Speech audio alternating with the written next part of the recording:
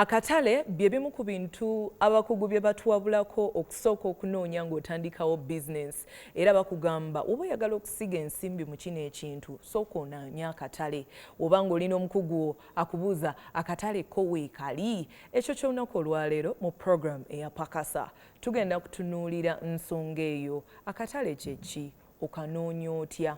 Oba olina omukugu akuyamba atya okukafuna? Nga tuyita mu mboozi ez'abakyala abalina ekyenjawulo kye bakoze mu bulamu bwabwe kuba balina kye baatandikawo nga batutusibako bannaffe aba Grow project ya gavumenti ya Uganda eteekebwa mu nkola PSFU ne Ministry ya Gender nga bavugirirwa World Bank. Nkwaniriza ku program Pakasa, nze Omumbejja Ndagire Leilah.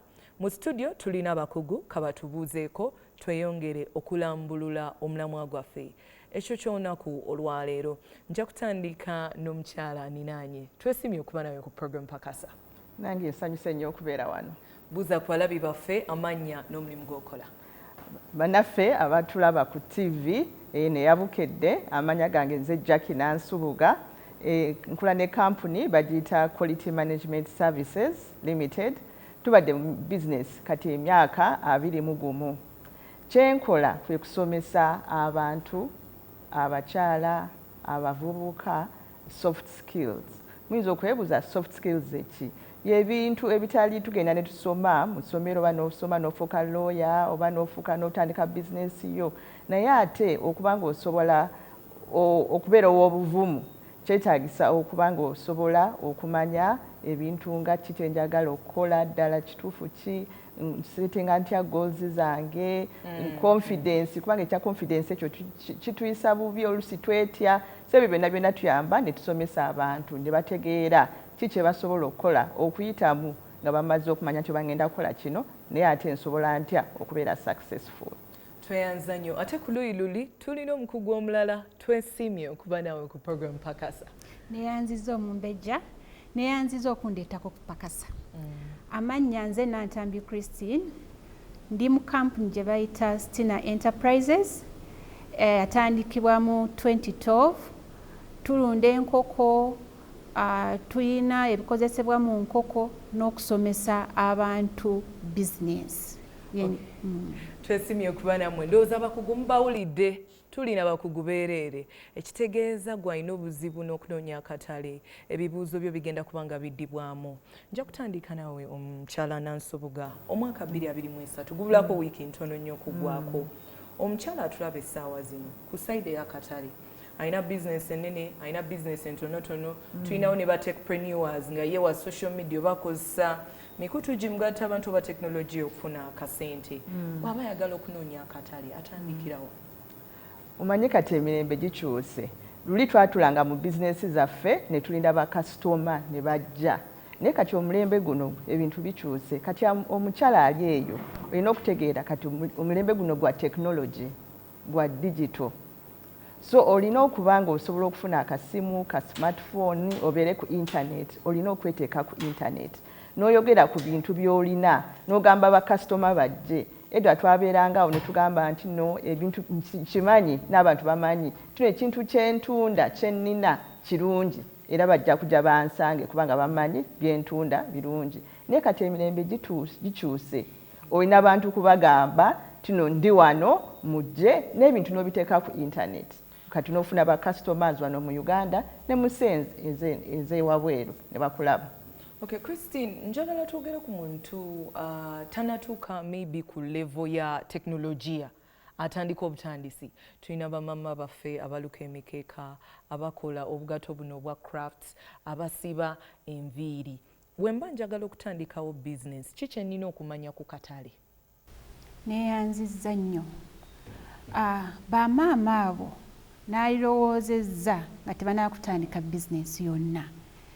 Ki kye nnina okutunda? Ki omuntu weeyo kye yeetaaga? Kikulu nnyo okumanya. Kubanga oyinza okubeera awo ng'olowooza Omumbejja yeetaaga Kiswahili. N'otandika okusiba ki? Ekiswahili. N'otuuka okusiba ebiswahili byo nga tolina na muntu gw'okola ki? Gw'ofuna. Olina okumanya w'oyagala okukolera abantu beetaaga ki? Balina kizibu ki? Kubanga bw'ogenda okutunda, otunda kizibu otunda kusolvinga kizibu kyoli si kutunda butunzi kubanga abantu ngaffe tugula lwa bizibu tugula twagala kulya tugula tetuyina ngatto tugula engatto gye nayina ya Muchina tekola bulungi tugula lwa bizibu kati gw'omutunzi olina kutunda kumitenga kizibu kyani ky'omuntu kati bw'oba maama ng'olina business gy'oyagala okutandika sooka otunuulire abantu beetaaga ki bwe mba ngenda kuluka emikeeka abantu beetaaga mikeeka gifaanana gitya ojja kuluka emikeeka ogiteekewo abantu baleme kukola ki kasi gye beetaaga bo nga balina kizibu kirala nnyo ojja kuteekawo saaluuni yo nga bw'ogambye naye nga saaluuni mu kitundu mw'ogitadde ng'abantu tebagyetaaga kati olina okulabira ddala abantu mw'oyagala okuteeka balina kizibu ki. Mukyala Nansubuga mmanya nti ekizibu abantu kye baagala olumu abantu beewulira babeera mu bikomera byabwe kakati nze njagala katale mmanya nti naddala omuntu waffe oyo atandika bizinensi oba yagitandika edda naye ng'abantu tebagula kyetaaga n'oyogera n'abantu kola research genda ng'obuuza abantu naye njagala kukola kino naye kino kiki osinga okwetaaga kubanga nga mukyala Christine bw'ayogedde olina okutegeera ebizibu by'abantu naye n'obitegeera otya nga tobabuuzizza so abamu bali mu bikomera niyo osobola era ogenda n'obabuuzabuuzaako n'otambula n'obuuza abantu abawera n'obagamba ki kye mwetaaga bwe mba nkoze enviiri kizigwe z'oyagala okusiba kubanga nga bwe tubadde twogera oyinza okulowooza nti abantu baagala Biswayiri naye ate kati nga bali ku sister log kati ate bwe babeera ku sister log olina okuddamu okulowooza kati nze nkiyiga ntya kubanga toyinza okuba nga wamanyira oba okola mikeeka oba ogikola bwoti naye kati ng'olina ki okuddamu n'oyiga ebirala abantu bye baagala okubikola. Omuntu atandika bizinensi nga teyeebuuzizza wabaawo obuzibu gw'olina ssente zo kapito w'omulina n'otandika bizinensi kikukosa nnyo. Lwaki? Kubanga ogenda okulaba ng'otaddemu ssente zo n'otekamu ssente zo nnyingi n'ogamba kati omanyi luza abantu baagala bimuli ebifaanana bwe biti oyinza okudda mu bizinensi ya decorations n'ogula kyakava n'ogula ebyo byonna kati ate omaze okuteekamu kapito ogenda okulaba kati abantu bakyayagala mbaga za kyakava ate kati baagala butebe so ne weesanga kubanga tewabuuza gw'oguze ekintu kirala kye batayagala ne bikutuulira awo n'obeera nga binaku otunulira kapito eyeesibye nga tetolina kyakukola. Christine, njagala twongereze ku mukyala Nansubuga kyayogedde akakatale akakyukakyuka oba abantu baffe bali mu katale akakyukakyuka katugambe kati nga enviiri wabeerawo ezibeerako ne zivaako decoration wabeerawo n'avaako ne make-up alina trends nti ate ekisiga ekinene tekikyatambula n'engoye omuntu amanaginga atya akatale akaba kakyukakyuka. Akatale akakyukakyuka omuntu alina okwefubako okugenda mu misomo olina okuba exposed tolina kutuula mu kifo kimu olina we babeerawo omusomo gendayo olabe kiki ekipya we babeerawo internet naawe ogendayokko n'olaba abantu bye bakola ki naye ekikulu nnyo kusoma kuyiga kubanga okusoma tekukola ki tekuggwaayo buli gy'okoma okusoma woolabira akapya. Tweyanza nnyo omulungi ali ku programu Pakasa tulina bakyala nga bakulembeze ate era nga basomesa mu bintu eby'enjawulo ebyekuusa ku bizinensi twogera ku nsonga z'akatale batugambye okuba nga otambula n'ako akatale naddala bali mu bizinensi ezikyukakyuka tubeere nga twekuumira mu kumanya okusoma tekuggwaayo n'ekirala nga tonatandika bizinensi olina okukola okunoonyereza. Tugenda kulaba emboozi yaffe esooka ekyo ky'olunaku olwaleero tweyongere okulambulula ensonga y'okunoonya oba okufuna akatale mu bizinensi tovaawo.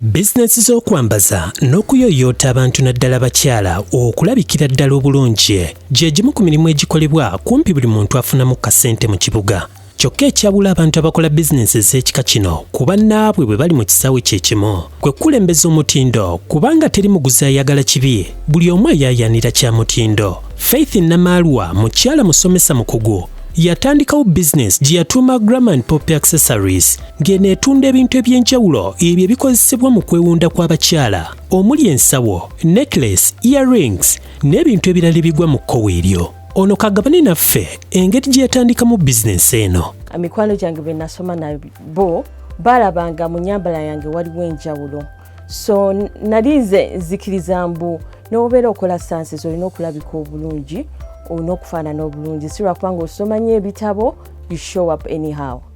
Era we nasinziira kubanga bwe nali nga nnoonya ebintu ebirungi kyanzibuwalira mu Kampala okugenda mu kifo ekimu n'osangawo buli kimu nga bwe kyetaaga, n'ofuna earring entuufu, n'ofuna necklace entuufu oba ebintu ebirala byonna.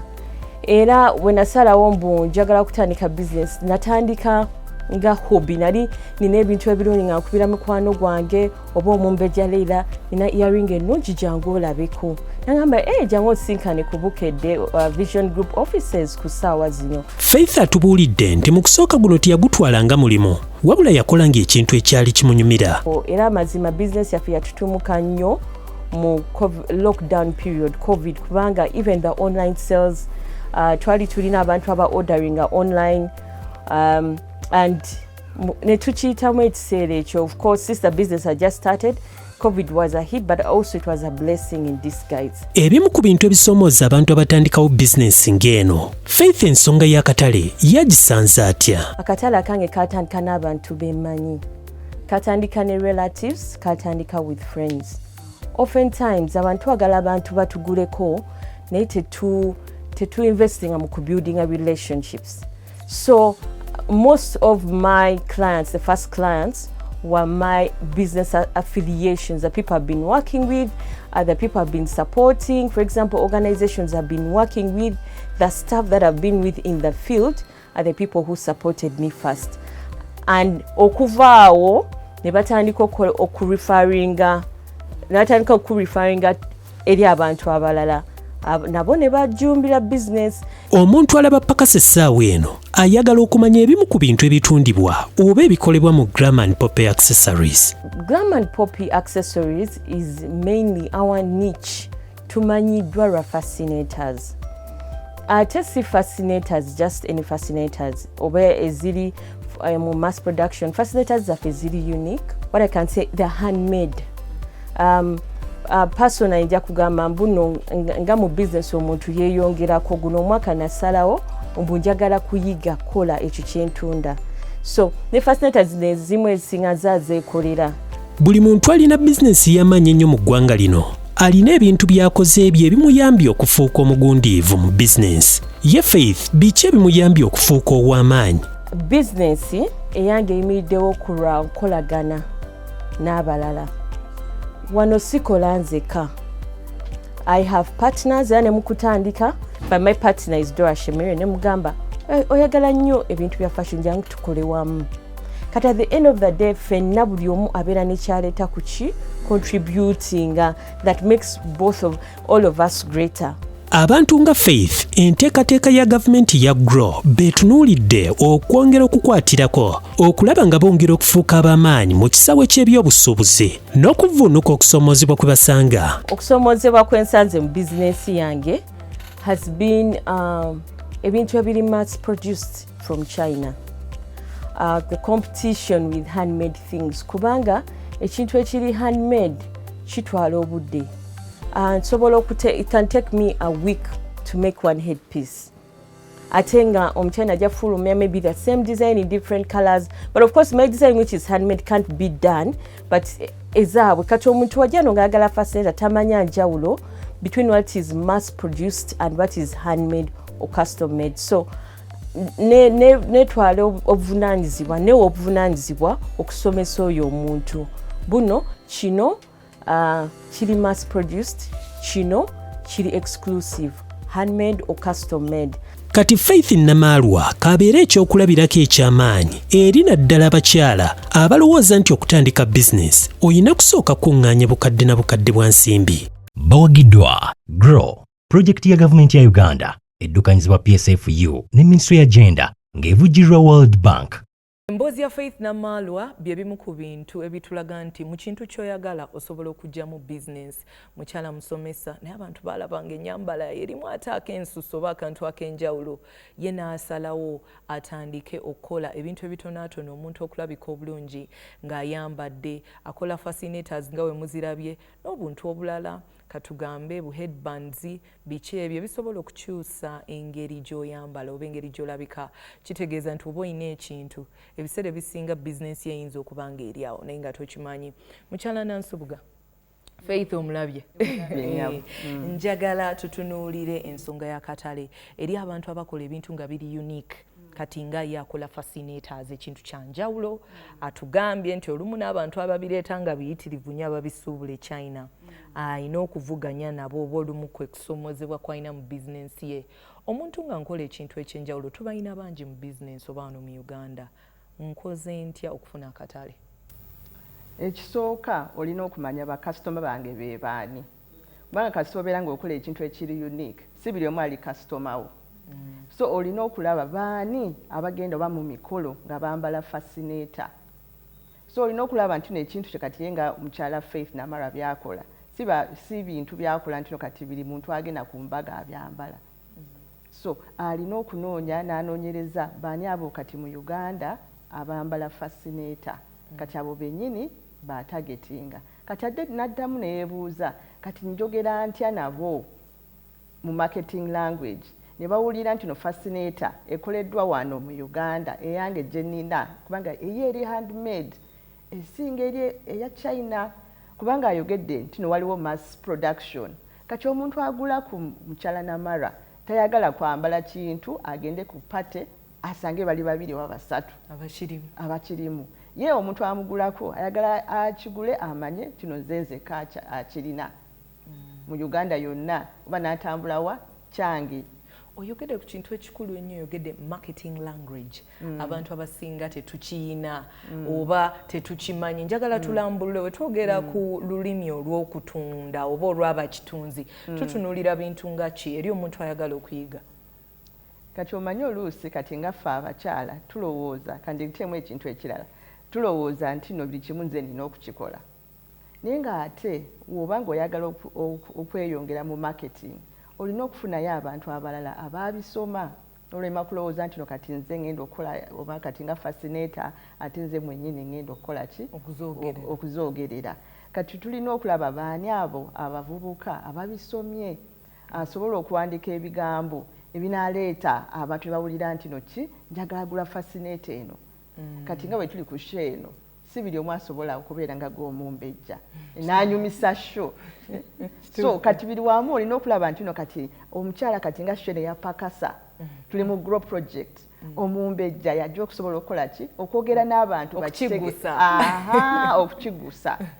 So kati olina okunoonyayo abakugu abo mu marketing abanaatunulira ekintu kyo ne bakuba ebifaananyi ne babyogerera. Kati abantu bagamba nti kino kyenjagala okugula kiri ekyaba China sikyagala kino kyenjagala. Tweyanza nnyo. Christy, njagala twogere ku kuteekerateekera akatale. Mu lufutufutu bagiyita marketing plan. Businesses ezisinga zigamba naye ate wowandiika n'okola ne plan ya marketing oba okisusiza. Ffe tuli bakazi ate ebintu byaffe tebirina kuba binene weebityo. Njagala twogere ku nteekateeka eno ku ngeri esobola okwanguyira omuntu waffe owa bulijjo. Omwaka 2023 gugenda kuggwako. Abantu abamu abatulaba oyinza oba obadde mwaka edi ng'olina edduuka naye ng'omwaka guno gukuzannye mu ngeri bakasitoma gye bajjamu mu bizinensi yo. Kakati mukyala Christine agenda kuyamba gwe nange atulambululire we mba nteekerateekera abantu okusobola okumpagira oba okukuba ekintu kyange abantu mu maaso nina kukola ntya okuba nga nfunamu. Ekisookera ddala kye nayogeddeko olina okusooka okumanya kizibu ky'abantu kye balina. Kubanga bw'osookera ku kizibu ky'omuntu ajja kuwa attention okuwuliriza. Bw'omukuba ky'otunda ayinza obutakola ki n'okimukuba mu maaso ayinza obutakigula. Naye bw'osookera ku kizibu kangende nga ku mukyala Faith oyo atunda obuntu bwe bwanjawulo. Kati oyinza okugenda mu dduuka ya Faith nga tolina waggula nga ng'oyambadde nga bw'oyambadde n'akugirayo akantu n'akakuteekako gwe ng'olaba tikanyumirako naye ogenda okulaba n'akateekako kano genda okulaba nga kamakinze n'olugoye n'akugirayo akalako ku mutwe by'otaliiko n'akamu ne weesanga ng'okoze eki ng'oguze kati olina okumanya omuntu kye yeetaaga omanya ekyo ekizibu n'omanya kati nina okutunda ekintu kyange nga kisolovinga ki ekizibu ky'oyo omuntu kati bw'omanya nogamba kati kantandika okimaketinga waliwo olugero olugamba ayolesa akoze eki amazaawo amangu kati bw'okola ekintu n'okituuza n'owekka nga abantu tebakimanyi tebajja kukigula kijja eyo okiraga abantu tulina emikuto mingi tulina eza social media ennaku zino TikTok naye etambuza ebintu bingi laga byonna byokola ebirungi abantu basobola obbiraba n'ebyo ebintu byekisobola okukola ki obbayamba kati bw'omanya nti nina okukola bwenti waliwo ebintu ebimu tebyetaaga ssente ngaki 1-to-1 nja kgenda nzija wa neighbor mulage sijja kwetaaga ssente kuteekamu ku marketing naye ng'ekituufu marketing yeetaaga ssente tojja kufuna nga totaddeemu tojja kufuna nga tokoze eki nga totaddeemu olina okutambula transport olina omubalirira tinja kutunda sijja kutundira wano wokka mu Kampala naye kangendeko n'ejjinja transport nayo olina omubudgetinga sijja kukola ki nina okukuba akalango naye akalango kano nkakubye ntya New Vision Bukedde museera gambe tuteeke mu mawulire mujja kusaba million 3 zesiina naye ate nga ntaddemu nja kufuna abantu abakola ki abagula kati olina okubudgetinga neetaaga ssente zengenda okuteeka mu bulango neetaaga ssente zengenda okuwa abantu abaana bagenda okutambuza ebintu byenkola ki byentunda mulaba abaana abatambuza plastic it's also marketing oyo alina ebintu bye byatunda abiteeka mu kifo kyakola afuna abavubuka bano n'afuna wabasuza oba n'abaliisa n'abagamba mukole ki mutunde ebintu byange that is also marketing ekikulu bw'oba planninga marketing olina okuteekamu bw'oba totaddeemu tojja kufuna Okay, tweyanza nnyo omulungi ali ku program Pakasa abakugu bakyalambulula ku nsonga ez'okunoonya akatale omwaka 2023 nga tuli kumpi kugumalako zikuyambe osobole okwechekinga ogujja oba okyusemu obuntu butini tosobola kufuna nga toteekamu naddala mu kyokufuna akatale wegiba mikwano najjo boyina okuteekamu Mchala Faith yatugambye newe jiba mikwano gyo relationships ezo ino zinakyaringa okakasa nti nofuna akatale batubuulidde nti woboze wano ku Bukedde kati mu program ge ya Pakasa oyina okusasula kasente okubanga ebintu byo tubikuba abantu ate mu maaso naye nga batubuulidde n'ensonga ey'okukozesa abakugu goyinza obanga oli mulungi mukola eyo product naye nga ate olulimi luno olwakitunzi tolumanyi bulungi nga wetagayo omukugu okuyambako tugenda kumulamu katini naye bwe tudde n'emboozi ey'omukyala ono ye naye musomesa ne munaye mikeeka agitungira waka nawe osobola ng'oli mukyala wa waka oba nga toyina ssente za rent tugenda kubanga tukomawo n'emboozi ye tosaanidde kuvaawo. Ekitone kintu kikulu nnyo eri abantu abalina ekirowoozo ekitandika bizinensi ng'omuntu asobolera ddala okutandika omulimu gwonna nga yeesigamye ku kitone n'agaggawala Nakiganda Juliet Kasiita omutuuze w'Ekyaddondo ng'onalina obumanyirivu mu kukola ebintu eby'emikono bye wandiise art and craft omuli okuluka emikeeka okuluka ebibbo n'ebintu ebirala ebigwa mu kkowe eryo era akubuulira gye yajja obukugu obukola ebintu bino. Okusomesa nkyabukola naye kino nakitandikira mu primary nga nsoma kubanga nze emyaka gye nasomera mu primary ku ssomero lwalinga babitusomesa era nga lesson ku bwayo nenjitwalira ddala mu maaso nengenda bwe natuuka mu secondary ne tubisoma era nenjitwala nga subject nenjisoma ndowooza okuva ku Luganda ye subject gye nasinga okukola obulungi. Nakiganda akubuulira bye weetaaga ng'oteekateeka okutandika omulimu guno. Engeri gye natandikamu olw'okubanga ndowooza nalinamu n'ekitone saakakibwako n'omulundi n'ogumu era nga bwe baŋŋamba tukole kino nga mbeera ndi njagala nnyo okumanya bakola batya tugutandikira mu mitwalo nga 5 awo omukeeka ogumu okugumala ebigenderako sigamba nti okugutunda kubanga omukeeka kati gyalinnye engeri gye baatuleetedde buno obukeeka obuzungu nabo bwakoze okudibya emikeeka gino kuba gyo gya ssente nnyingi. Akatale kintu kikulu nnyo eri omuntu yenna alina bizinesi okusobola okukulaakulana okuva ku ddaala erimu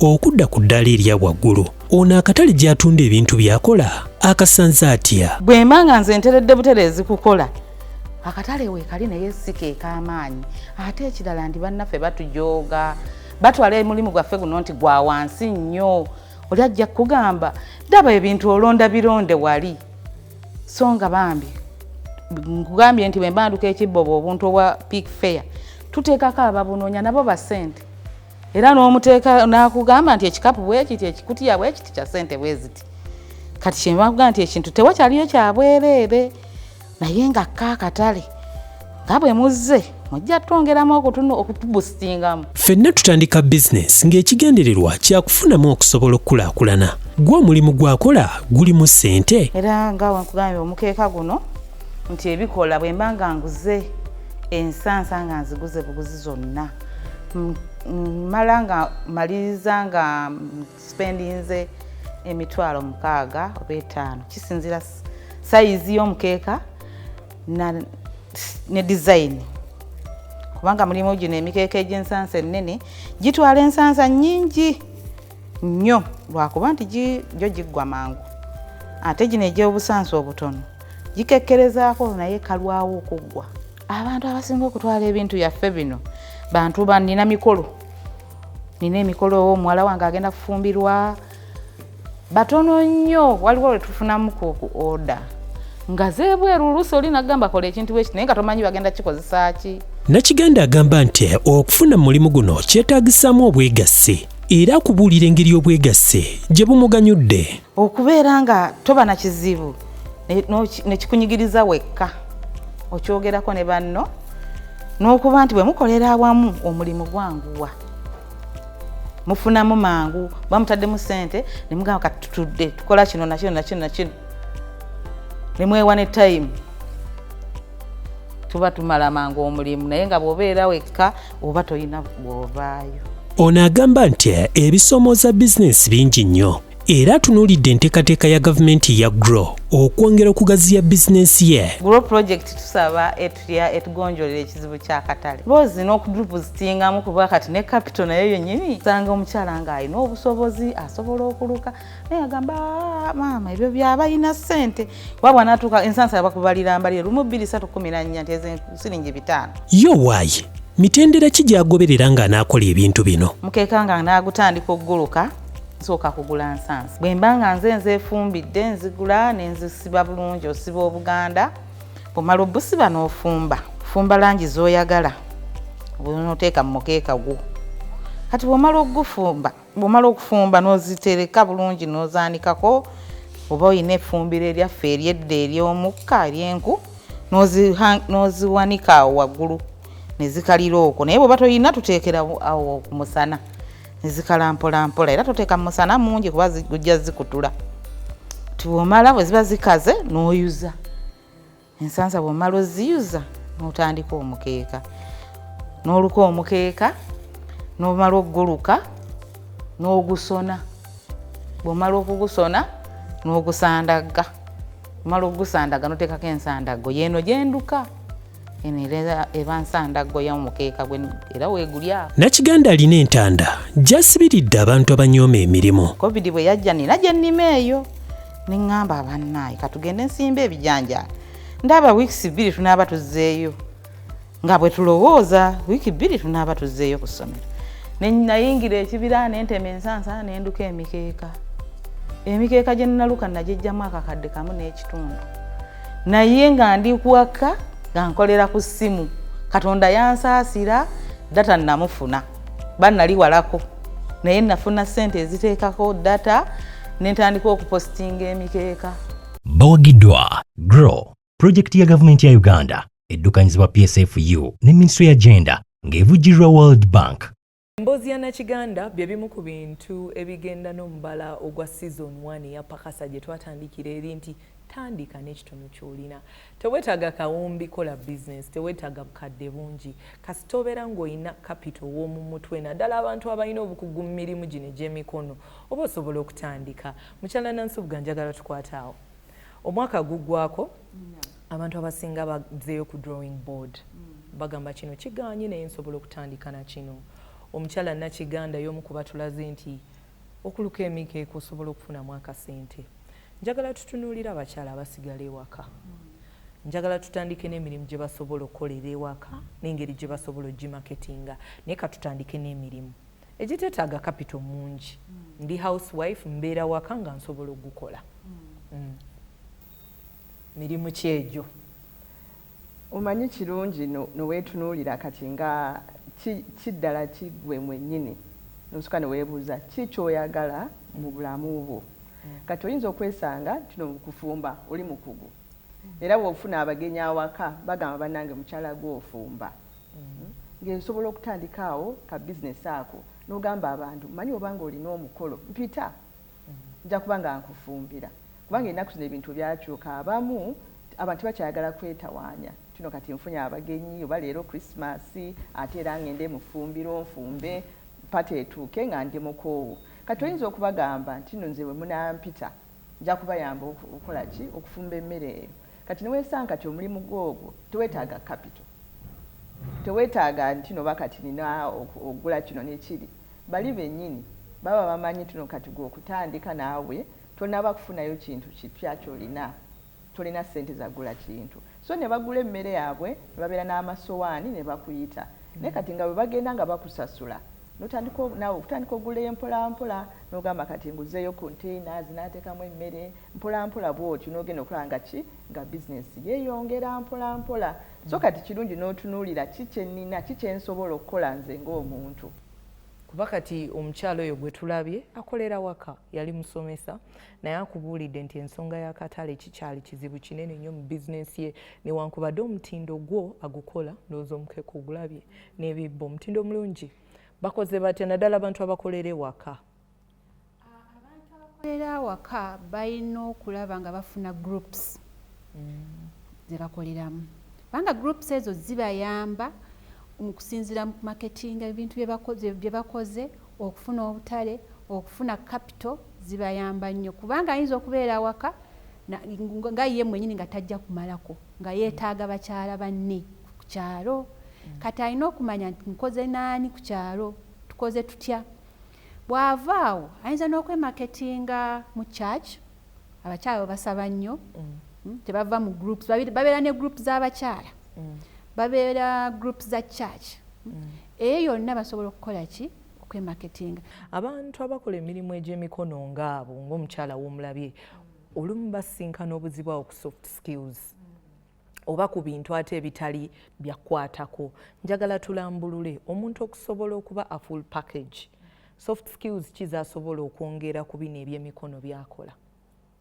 Obuteeyisa mu maaso, kubanga osanga mirundi mingi nnyo ffe ng'abakyala tweyisaamu amaaso n'obeeraawo n'olowooza nti no ki tosobola kukola kintu. Kati mukyala Nakiganda yayogedde that oluusi asanga abantu abamugaya oyinza okukola ekintu kyo abantu abamu ne basalawo okukiyisaamu amaaso ne bakugaya nti no kati nga ye bamugamba tuno ebintu obironda ku kkubo ate nga tobironda ku kkubo, raw material z'akozesa. Naye kati woba omanyi nti no kyokola kirungi tokireka abantu abo abayogera ebintu ng'ebyo ne bagamba emikeeka gyo tetugyagala, twagala gira egiva e China.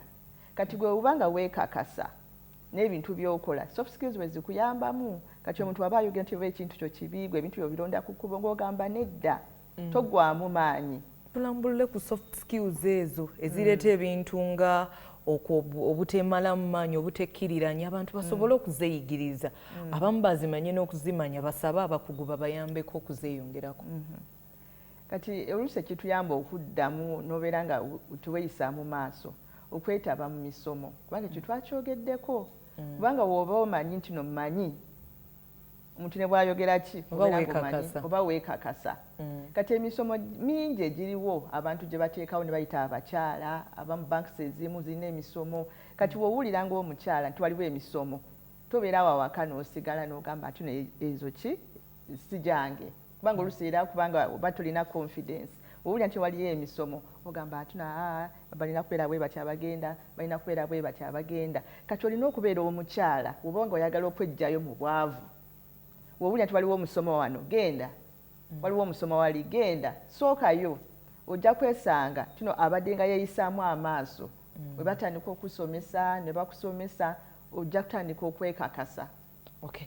Mukyala Christine omwaka 2023 gubulako wiiki ntono nnyo tuyingire omwaka 2024 abantu abasinga batandise dde okwebuza ebibuuzo nga guno omwaka ngukozeemu ki bye nawandiika wansi nga ntandika omwaka guno byontuuseewa guno omwaka abamu batandise dde oguyita omwaka ogutatambudde bulungi abalala abamu bagufunyemu ebirungi njagala twogere n'abo abantu abali ku sayidi eri agamba omwaka teguntambulidde bulungi wabulayo wiiki ntono sikoze bye nali ntegese kukola ebiruubirirwa byange sibituuseeko akoze atya okakasa nti no 2024 can be different. Bw'aba omuntu ono yategeka nti nina okukola kino na kino olugendo ono lwe tulimu lulimu ebinnya lulimu potholes lulimu teruli straight otuuka n'osanga ekinnya ekinene oba okiguddemu oba okiyiseemu naye olina okulowooza n'otunula kyekireetedde ekinnya kino kyekireese ekinnya kino nsobole okweyongera mu maaso kati bw'oba pulaninga 2024 sooka otunuulire ebikulemesezza mu mwaka guno okutuuka lwe walituuse olabe okoze eki okubijjawo. Abamu abantu basingako abasente kapito yafuuka luyimba kapito yekulemeseza okutuuka naye kikyokozeewo okufuna kapito bwabuze gwe otudde butuuzi ogezezzaako okunoonya ssente okwongera mu bizinensi tugambye nti marketing yeetaaga ssente ogezezzaako okunoonya ssente abantu bagamba ssente tuzinoonya tezirabika nzinoonye wa mukyala Christine. Abantu no ssente baziina ate bazifuna naye tebajja zifuna nga bali mu kitanda tebajja zifuna nga batudde wamu balina okufuluma n'onoonya ki ssente. Kati nga bw'ogambye grow project gyeri naye bameka abagimanyi weetegesa otya okufuna obuyambi obuva mu grow project bwe bakuyita mu musomo ogendayo bwe baba bakuyise nti waliwo kino ogendayo okwetegeka kuno okufuna ssente kyetaagisa omanyi twetaage abantu abasinga twagala nnyo ebiwedde tetwetegeka onoonya ssente ogenze mu bbanka toyina biwandiiko aye nga tumanyi banka egana leeta kali weetegesa otya okufuna ssente ezo weetegesa otya okutuuka ky'olina okufuna okoze goals ngamye nti aba myaka nyonyo okoze otya challenges kizoofunye zitunuulire weetegeke osooka okutuukayo. Okay, mukyala Nansubuga njagala twogere ku kwebbulula kuba abantu abasinga mukyala Christine atunnyonnyodde era awadde submission ennungi ennyo nti tosobola kugonjola kizibu nga tomanyi kizibu ki ky'ogonjoola so olina okusooka okumanya ekizibu n'olyoka okigonjoola naye katwogere ku bantu baffe bano ng'olwedde amaanyi gaabaweddemu okusobola okwebbulula naddala ku side oba ku luuyi olwa bizinesi ng'agamba 2024 bizinesi ngiggalawo 2024 bizinesi ngitunda 2024 aboogera nti bagenda ku kyeyo be bangi baga Uganda katugirekere bamumbejja ffe katugende tukole ki tunoonye ssente bubaka ki bw'obawa? Nze mbagamba temuggwaamu maanyi kubanga bizinesi bwe zityo ne bw'ogenda n'osoma ku bantu waliwo abantu betumanyi betuwulira abamanyiddwa kati nga museze ebweru ng'abo ba Trump tubawulirako nti no yagwa n'addayo n'agwa n'addayo kati bizinesi zibeera bwe zityo nti n'oluusi obeera mu sizoni n'okola ssente empitirivu ate newabeerawo emyaka n'ofuna obuzibu kati nga covid yajja twali tetumanyi nti no covid ajja kujja abamu baafunamu naye ate abalala newesanga bizinesi yo ng'eyisiddwa bubi. Naye kati nga gwe omuntu kyetaagisa okumanya nti no bizinesi bwetyo bwebeera kati nga mukyala Christine wabadde ayogera n'okirowoozaako omwaka guno 2023 ki kyenkoze kyenyinza okukyusa oba kati bizinesi yange mbadde ngikola bwe nti ki kyenyinza okukyusaamu oba akatale kembadde kentunuulira k'abantu abayingira obuyingizi kubanga ku bwetwali tutandika nayogeddeko ekya tekinologi ebintu bikyuse kati obanga obadde otula butuuzi oba waka ng'otundira waka oba otundira mu dduuka lyo oba olina ka bizinesi ng'obadde nga engeri gy'otundamu bantu obalinda kujja kati mu kifo ky'okugwamu amaanyi oba ogamba nti no kale abantu abalala abali mu bizinesi ng'eyange batunda batya kubanga kirungi n'otegeera aba competition kubanga kizibu okubeera mu bizinesi nga gw'ogirimu wekka kati olina okutuna n'olaba kati abalala bali mu bizinesi ng'eyange bo bagudde oba tebagudde ki kye bakoze ne basobola okuba nga bakyaliwo. Tweyanzanye omukyala Christine nga tumaliriza program Pakasa. Njagala otuweeyoko ku by'otambuza oba by'okozeseza mu bizinensi yo okusigala nga eri successful and you're afloat.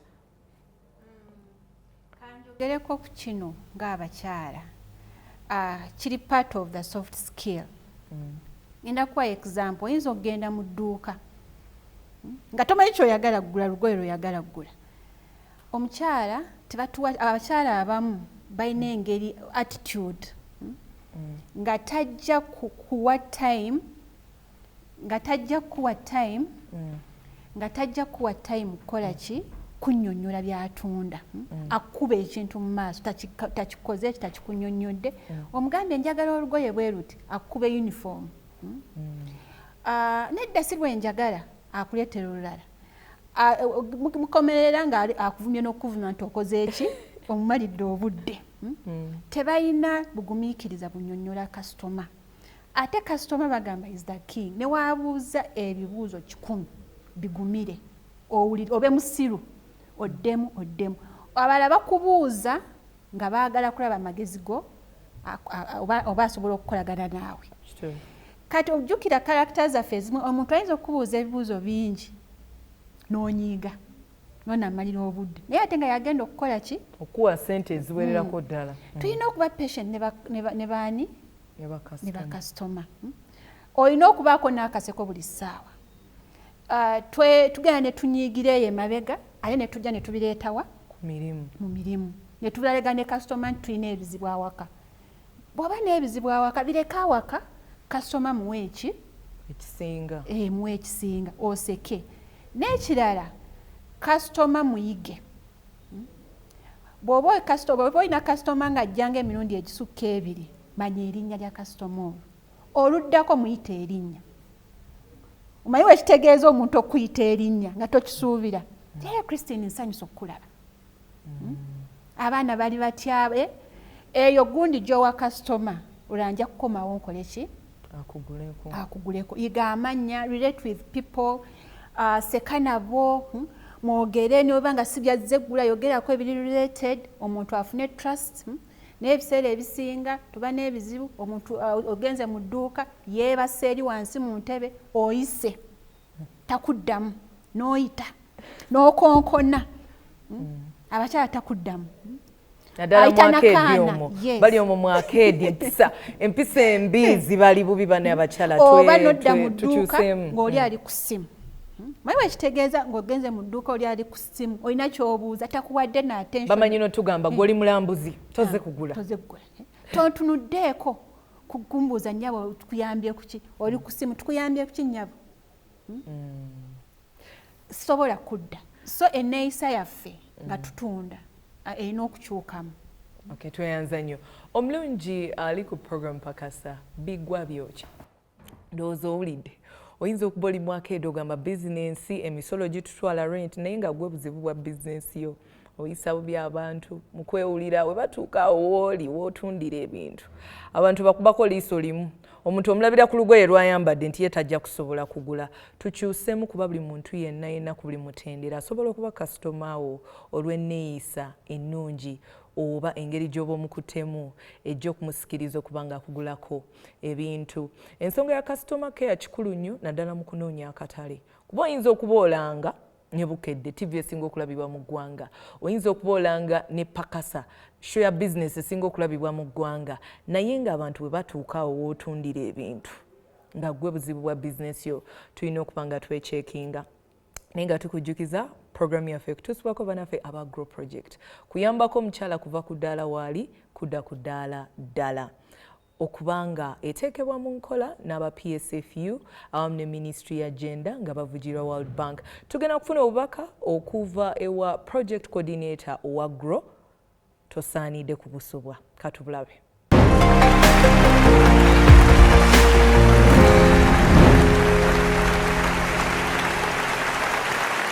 Mbadde Canada era bwe mbadde Canada nsanzeyo abakyala abaagala okugula ebintu ebiva e Uganda. Baagala ebintu bingi eby'emikono eby'amatooke baagala ensenene empaaking ebintu bingi. I was so surprised snacks naye nga baagala nnyo ate okugula ku bakyala bannaabwe. Sina yokka ensi ndala nnyingi nnyo abaagala okugula ebintu ebya bannayuganda bye bakola. Ate we kiba nga ekintu kiva mu Uganda ate nga kya mukyala kibeera kya nsusu ate kiyitako. N'ekyo twagala okulaba omukyala nga avudde ku ddaala lyaliko ng'ate adze ku ddaala eddala.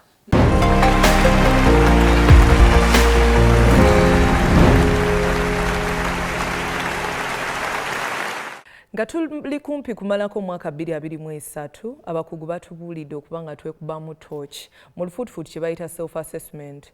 Ebiseera ebisinga twagala nnyo emisango oba ebizibu bye tuyisemu okubissa ku balala n'ogamba bizinesi yange egudde kuba abakozi badde bayisa bubi bakasitoma. Bizinesi yange egudde kuba abakozi badde balya ssente naye jjukira nti abakozi abo gwabawa emirimu. Abakozi abo tobatendese, abakozi abo oleeta baŋŋanda z'olumu tebakuwa na kitiibwa. Ebiseera ebisinga kirungi nnyo okutwala accountability n'okwekubamu tooki ng'abantu. Naddala nga tuli kumpi kumalako omwaka naawe kennyini obadde weeyisa otya mu kubanga ofuna bizinesi mu bantu, abantu oyogera otya nabo. Ebitabo byo biyimiriddewa, obukugu bwo buyimiriddewa. Buli we wekubamu tooki ng'omuntu naddala ng'ebbanga litambudde kikuyambako okudda ku drawing board n'oyiga ate ebintu ebipya.